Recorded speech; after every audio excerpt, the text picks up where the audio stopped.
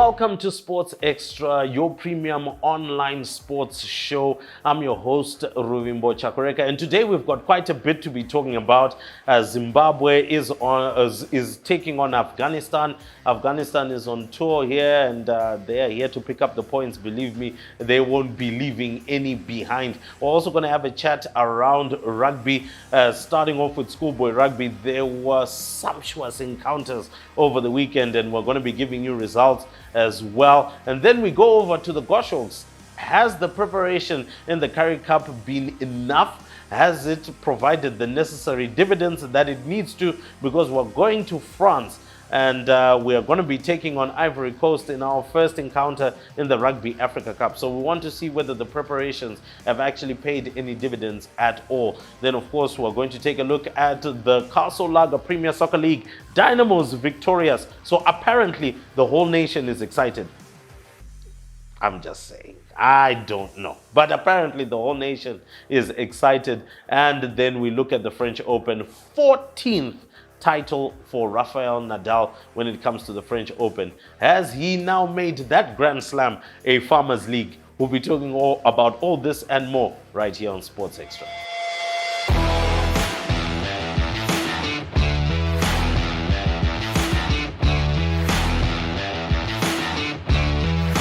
All right, so let's get straight onto the cricket pitch. Afghanistan are here in Zimbabwe and taking on us in an ODI and T20 international series.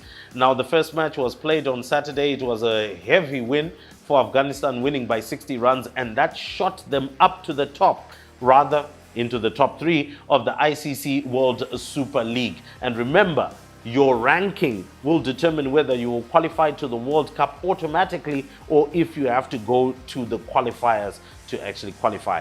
And it's not looking too good for Zimbabwe. We're currently placed at number 12. That means we will always have to participate in qualifiers, and we all remember how hurtful the qualifiers were when we played against UAE and we lost and we failed to go to the 2019 World Cup. So very important for us to at least pick up something. And as we're recording right now, the second match is currently underway at Harare Sports Club, also not looking too great, but we'll leave those results to what we'll then paste on our Facebook page. So, our over-reliance on Blessing Muzarabani was clearly evident within the first match. He picked up 4 wickets. We, in our 50 overs, were able to get Afghanistan to 276 for the loss of 5 wickets. 4 of them going to Blessing Muzarabani. The rest of the bowling attack could only pick up 1 wicket. Our spinners and our seam bowlers. And that is not good enough, especially going into a World Cup qualifier. You need your bowlers to be taking wickets. You need those that are able to contain to also be taking wickets. And that will also stand in good stead for us if that actually happens. But the major worry, the major concern, and the coach himself, Lauchand Rajput, pointed it out and said, hey, our top order is not making runs. And Regis Chakava has struggled. He got out with a duck in the first match. He got out with another duck this time round. So it's not working out at the top of the order. And the question will be around the selectors. Who did we select and why did we select them? Apparently, Prince Mashaure and the likes of Kevin Kasuza scored some decent runs in the NPL and in the previously played T20 tournament. So why were they not selected? Maybe they could have added a bit of bite at the top of the order or some level of stability, because right now it seems like Craig Irvin is opening the batting. It seems like Sikandar Raza is coming in when the ball is really hard and still brand new. So it makes it very difficult for these middle order batsmen to actually score as freely as they should. So there is a lot of work that still needs to be done.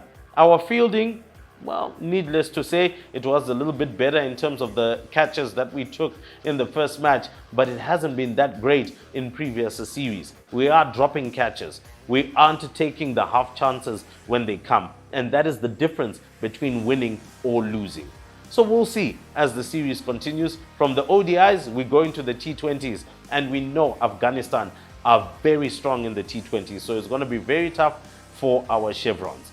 Well, we're going to take a little bit of a break. When we come back, we're going to talk Rugby next.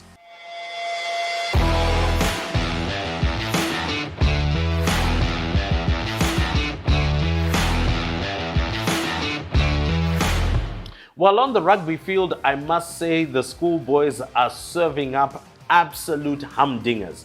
What can we say over this weekend? We saw Churchill drawing 31 points apiece with Lomagandi. That was absolutely ridiculous, amazing and entertaining. And then we saw the St. John's College Rams see their unbeaten streak being brought to a halt when they went down to the Mad Dogs pit down in Esigodini at Falcon College. So Falcon College winning 32 points to 30 against the Rams. It was entertaining stuff, end-to-end action. And then there were a couple of routes along the way. We saw St. George's winning 43 points to 0 against Kyle. Also Alan Wilson showing that they want to sit at the big boys table and play the big boys. They won 59 points to 9 against Plumtree. So it looks like Alan Wilson, the Sables themselves, are making a fist of it and really coming to the party. The question is, will they be getting those matches which they are pressing for, playing against the likes of the Peterhouses, the likes of the Johns, the Georges, and those that would be termed as some of the traditional rugby playing schools? The debate will rage on. Maybe we need to get some of these public schools back in there playing against some of these private school sides, because maybe they are just that good. And maybe the team selection for the Craven Week sides might actually change when these public schools get more game time. But that's another discussion for another day. Let's take a look in particular at the kick that won Falcon the game in Esigodini. So they need someone who can kick that ball. What's going to be the call? They need someone who can kick that ball with distance, and I'm pretty sure that is that little scrum of who is given that task. Yeah, it's going to be a difficult one. Yeah, you know, we have some time left on the board, and he's opting for the kick at pole. If we get it...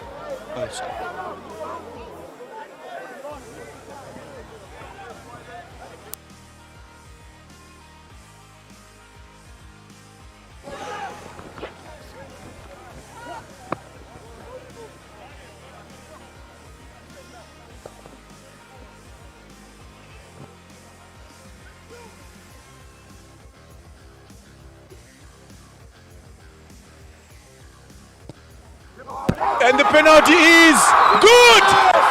Did Falcon did the unthinkable. That takes Falcon to 32 points to 30 with just under 2 minutes to play. So a lovely kick from Cody Grant there to make sure that Falcon won that match. And it came from a long distance, and I believe that's the reason why he was also selected into that Zimbabwe under-18 side that will be going down to the Craven Week. And also his captain Luke Pritchard was on the money, stealing the ball at the breakdowns, exactly what you want from one of your loose trios to make sure that the match goes in the right direction. I must also commend the flyer from Falcon. He really had a better game than in the few games that we've seen before, so well done to the young man. But let's have a chat. Well, let's just hear what Derek Chiwara had to say about Cody Grant's kick, because that one was a fantastic kick. Definitely the angle was not in his favor, but what we had been doing throughout the week, the target was he had to kick 500 balls for posts. Wow. Throughout the week, so in the span of 7 days, he had to make sure he kicked 500 balls over. And we had said to him, listen, when that chance comes, I don't care what happens, whether you miss or not, you're going to go for it. And the good thing is it went in our favor this time around, and he made it through. So credit to him, because he worked for it throughout the week. So what an intense training regime. Cody Grant had to kick 500 balls within the week in order to practice for that particular kick. And so well done to Derek Chiwara for that win. At least you've brought, I guess, respectability towards the whole thing, because St. John's going undefeated the whole season, well, that would have been really great for Max Madziwa. But I think now everybody has got a defeat here and there. So there's no balance. It won't become a farmers league. And then let's move on to just previewing some of the games that you can watch out for that we'll be analyzing when it comes to next week. Two huge encounters. St. John's College will be hosting Peterhouse at their field, Honeyfield. That's out there in Rolfe Valley. And then St. George's will also be hosting another cracker. They'll be taking on Falcon, the Mad Dogs. Now, St. George's, having beaten Kyle College by 43 points to nil, I caught up with the captain and he said it will actually be great that we meet a side that beat us. That is Falcon. Not really. When we started the match, we had one expectation to win. We never actually set parameters for the scoreline. We just wanted to be dominant, and I guess that's the best display of dominance we could have offered today. All right, so one of the major things, you showed dominance in all fields. I mean, your lineouts were great. You were stealing their lineouts at the breakdown. Your defense was absolutely on point. I mean, you were just simply all over them like a rash. I mean, that was the plan. We worked on a couple of things this week prior to the game, and one of them was contesting, so making them work at the breakdown, and I think we did that perfectly, not just breakdown but also on the SFDs. All right, so next week you've got a big game. It is going to be against Falcon. The Mad Dogs, they've won their match against St. John's College. Does that get you thinking about the kinds of plans you need to put in place as well?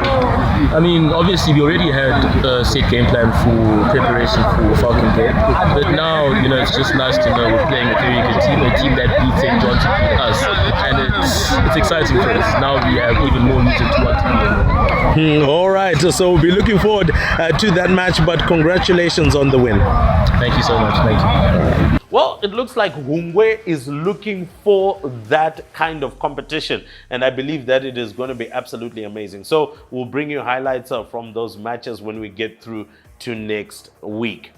But let's look at the national team within itself, preparing under the name Zimbabwe Goshawks in South Africa, playing in the Currie Cup First Division. Now, yesterday they played the Eastern Province Elephants, and they lost 36 points to 5. And I must say that the first half was absolutely terrible. The first part of the second half, maybe close to around about 15 to 20 minutes, was absolutely horrible in terms of the way that the rugby was played. I know Brendan Dawson was tearing hair out of his head because some of the knock-ons, some of the penalties conceded, some of the tries as well. I mean, being scored on the blind side when you're just 10 meters within your own 22, that is absolutely unforgivable. And I know Brendan Dawson must have shouted at the team because there was a much better performance in the last 20 minutes, particularly when he got the substitutes coming off the bench, the Bonwo Gwinjis, the Victor Mpungas, the Aiden Burnett's. They added some spark into the side, even the likes of the Brendan Marumes joining in the back line there. So I then asked the question, why wasn't that the team that started? Maybe would have given Eastern Province Elephants a lot more competition. The bigger question, however, is have we benefited from our tour down in South Africa? I can say we have. We've been able to take a look at all of the players that came into camp. I mean, initially there was an 80-man squad that was announced, and then we generally had 45 individuals that went down to South Africa, and they got to work through them, gave them enough game time, got them to play some games. We were able to pick up 3 wins out of the 9 that we played. And so, yeah, it wasn't really about going to win, but it was more about exposing us to a professional setup of rugby. Because remember, all of these South African sides, even in the Currie Cup First Division, all of these guys live, eat and breathe rugby every single day. They wake up to practice. They go to practice. Ultimately, everything that they do, even their diets, are just geared towards making sure that they're ready for that game that will be played over the weekend. As compared to some of our guys, semi-professional, most of our guys are now beginning to play some level of professional rugby, going out to Poland, to Spain. But of course, the levels will definitely be different from that in South Africa. So I believe there was a benefit there, exposing our boys to that level of setup, that level of being in camp for 12 weeks, getting to know each other, getting to understand each other. But now the bigger question as well within that same point is, do we now have a 15 or a 25-man squad that we can pick on and say, these are the boys that will represent us in France? Who are we taking to France? The announcement is still yet to be made. We're waiting on the technical team and, of course, the team manager to release the team sheets. Who is going to represent us in France? In my own personal opinion, yesterday our scrum was wheeling. Unfortunately, Gabriel Sipapate, his side was wheeling, it wasn't working.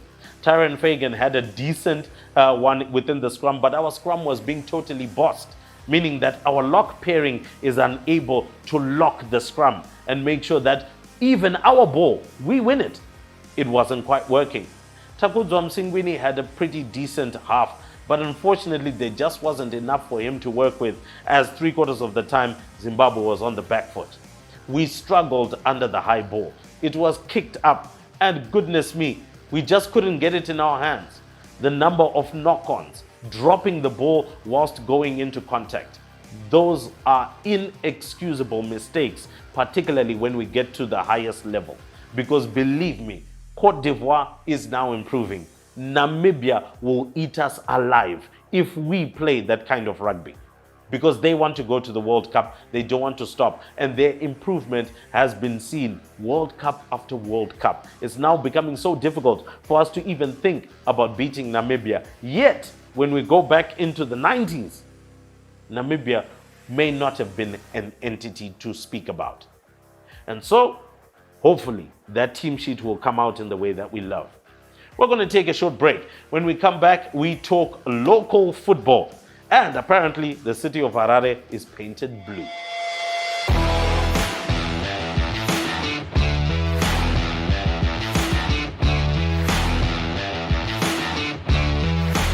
So welcome back to another portion of Sports Extra today. I mean, we're enjoying all of the action here. Make sure that you comment, you like, you subscribe on our YouTube channel at Sports Extra ZW. And of course, we do have a very functional Facebook page and Instagram handle. And the handle there is at Sports Extra Zim. And remember, the extra is without an E. So let's go towards football. Today, I will be keeping my hands out of this one because Dynamos won by 3-0 against Caps United. The Green Machine have lost their 6th consecutive match. Dynamos continue to be in and amongst the title chasers at the moment. FC Platinum had their win. Chicken Inn had their win. So that means it might just be a 3-horse race. But for Caps United, if they're not careful, they could be relegated. Imagine if Caps United was relegated from the Premier Soccer League. Would they allow it? Because I remember when Dynamos almost sank in relegation. Guess what they did? They expanded the league. That could be another trick they could use for Caps United, because Caps United is arguably the 3rd biggest side in terms of followership and supporter base in this country. So can they afford that? Well, Mr. Farai Jere, you've got a lot of work to get done. We're going to take a quick break, and when we come back, we're going to finally discuss the French Open. Rafael Nadal, I mean, hey, who can stop this guy on clay?